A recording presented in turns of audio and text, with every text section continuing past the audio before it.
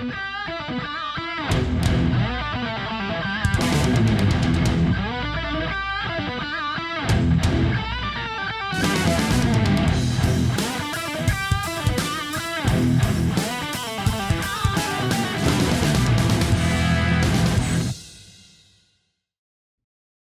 my name is Rich Howard, owner of Architectural Builder Supply, and the project that I'm working on now is making the wood underliner that you're gonna see when you go to the Mexican restaurant and you order fajitas, and that cast iron griddle comes out so hot that it's impossible to touch that.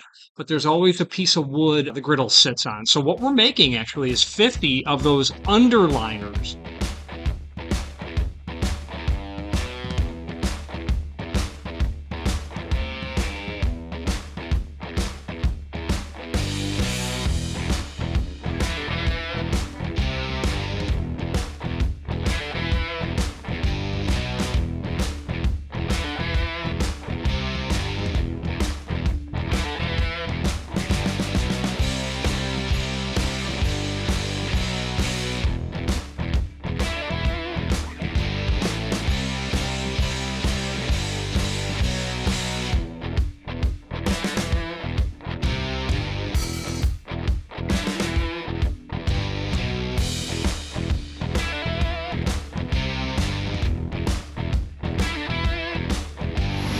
Okay, so the bottom line is it moved, so we're going to have to mechanically hold this down. That's just simply the bottom line.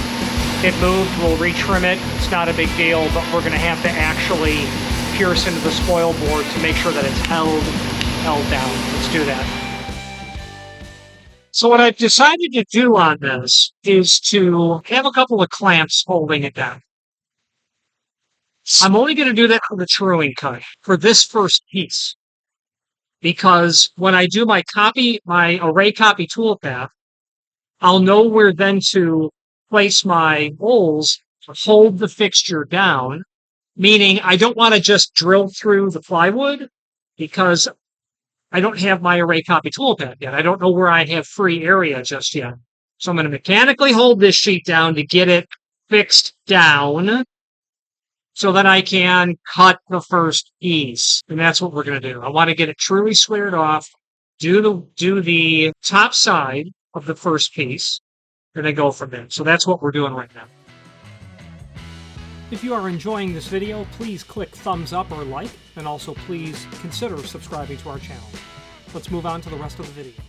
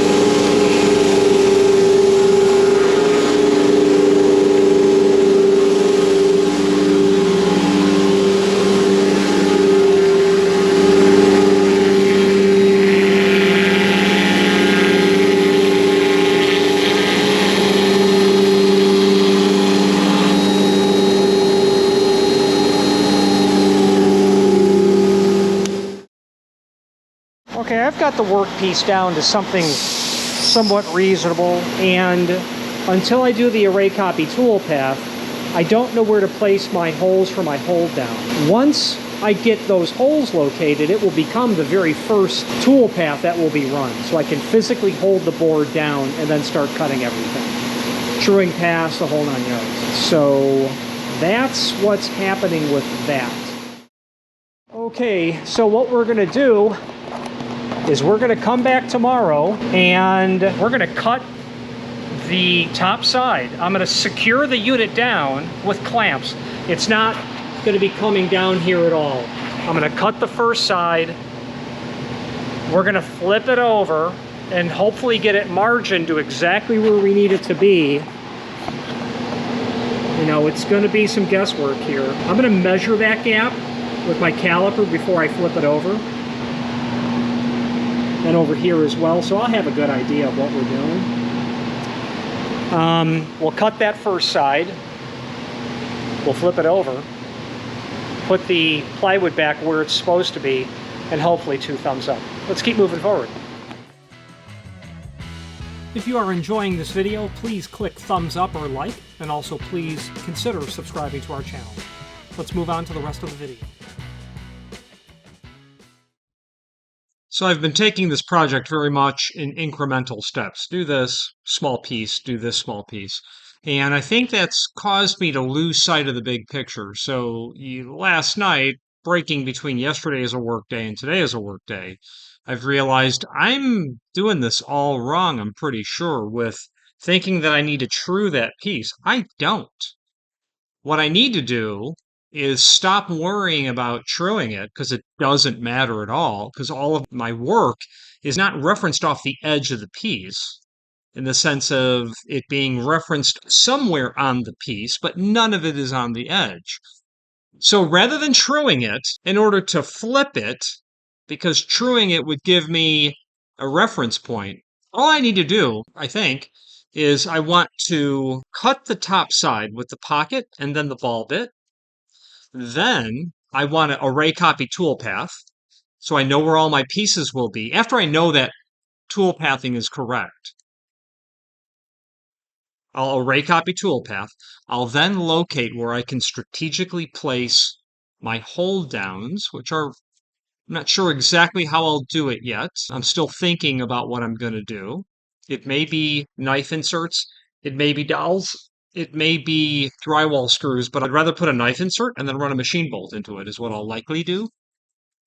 So after I get my array copy toolpath done, I'll then come in and I will strategically drill a very small hole for whatever I'm going to insert. The point of those reference points is so that when I flip it over, I'm putting the pieces back exactly where they need to be. I'm going to have to think that through a little bit, but right now, that's what we're doing. So let's move forward. I'm going to set up the machine, and then the idea is to run those first 2 toolpaths, the pocket and then the ball bit. So let's go. Unfortunately, we're having some unscripted drama happening here with the tool. I'm getting an error when I go to C3 or home the machine. I've got ShopBot tech support responding with help. I'm sending them the screen capture. Let's move on. So we just had 2 hours of mystery of what's going on. When the tool would come down to 0 a bit, no, there's no tool holder in here, but when it would come down to 0 the bit, the tool, for the ATC on the Z0 plate, it would stop here. And really long story short, through the process at about 1 hour and 20 minutes, as we went through a tremendous number of executions in ShopBot, disassembly of the ATC Z0 pressure plate, complete disassembly, not a big deal. That's just a single pole, single throw switch in there, by the way. We decided to trace the wire back, only to discover that the wire, as if it was sabotage, had become sheared. completely broken. The only thing I can make up on this is that the wire may have been so high that the gantry literally must have made contact with it and just split it. And you can't see it from this end very well, but over here, when you look at the bottom of the gantry right here, yeah, if a wire's hanging up, it's going to get hit. It's going to get cut. And that's what happened. So I've been able to very temporarily get these wires spliced back together. I will make permanent that fix. The advantage of everything that occurred there was we discovered that there's a circuit board, what they call an alarm board, in the control box, which I actually have right here, is not working. And it could explain some other phantom behavior that I've witnessed. So we're not sure, but we're going to get that replaced. Anyway, 4.5 hours of zero productivity because of a broken wire. Anyway, let's get back to business here. So we are back at a spot where I think we can actually try to cut this. The tool is back working again. Everything seems to be just lovely. And we're going to take our pocket and then our ball nose, and we are going to air cut, and we're going to see what happens. What I've done at this point is I have zeroed my 5-bit for the pocket, and I've zeroed my 9-bit for the ball nose. And I was initially worried about the Z clearance. We're going to be fine. I've got plenty of Z that we're going to be doing. We've zeroed those to the ATC. We've then zeroed to the material surface, which is where we want to be. We've got tool 5 in, so I'm going to switch to the screen view, and we're going to write the machine code for the pocket and then the ball nose pocket. So let's do that now. If you are enjoying this video, please click thumbs up or like, and also please consider subscribing to our channel. Let's move on to the rest of the video. Okay, we've got VCarve open. Let's open up our file. All right, we are on the bottom of our piece. So let's flip over. So right now, we're not doing that truing cut. We're going to take these two bad boys, and let's just take a look at these. Preview visible, because it's been 2 or 3 days since I've visualized any of this. Preview visible.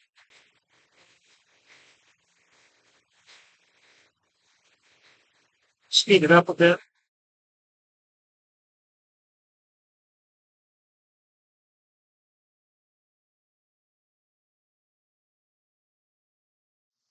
Third pass should be the final one.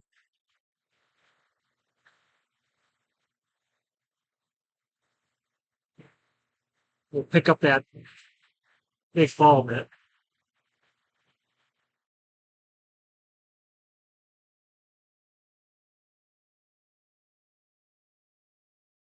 Okay, this is what we're looking to have happen right now. Okay, let's get both of these toolpaths. Let's save. Visible toolpaths to one file. I'm happy with that.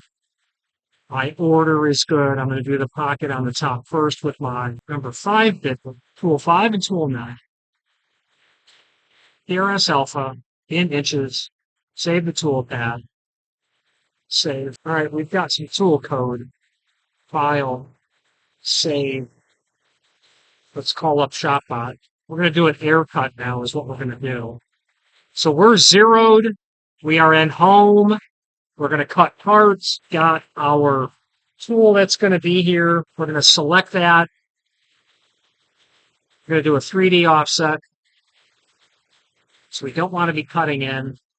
We're going to 3D offset everything. The concern that I have is that I'm actually too high right now on my Z for a 3D offset with that ball pit. So I think what I'd like to do is cancel. Let's MZ1. Down 1 inch above the tool. Yeah, that's going to be a prop with the length of that ball. Let's give this a try. 3D offset. Let it run.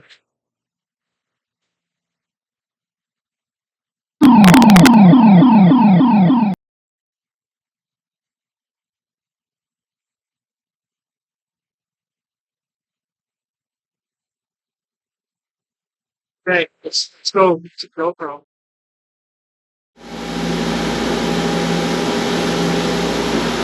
So what's very interesting that's occurred is, rather than hit the green start button, I didn't, and I hit reset by mistake, and then start, so the spindle's not turning. That's an interesting thing.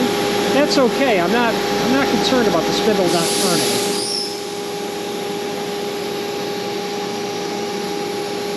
And if I just quit this haircut and just started over, I'm sure the spindle would just fire off.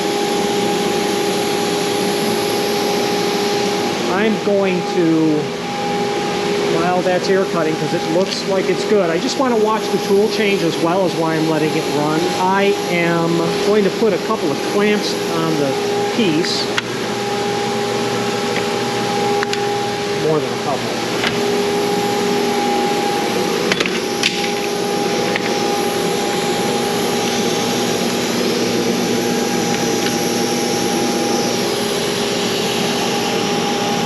Haircut looks good.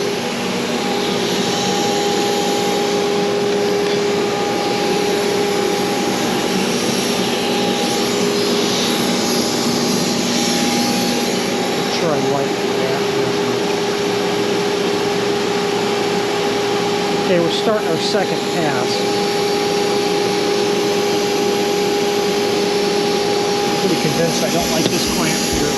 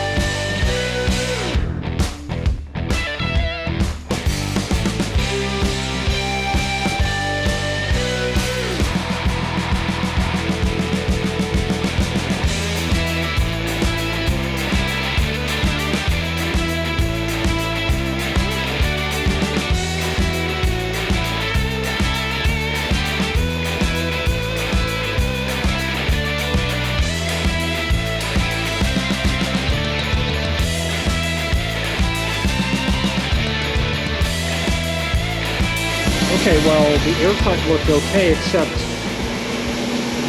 I don't know why we're physically so high on the Z. Let's re-zero those bits.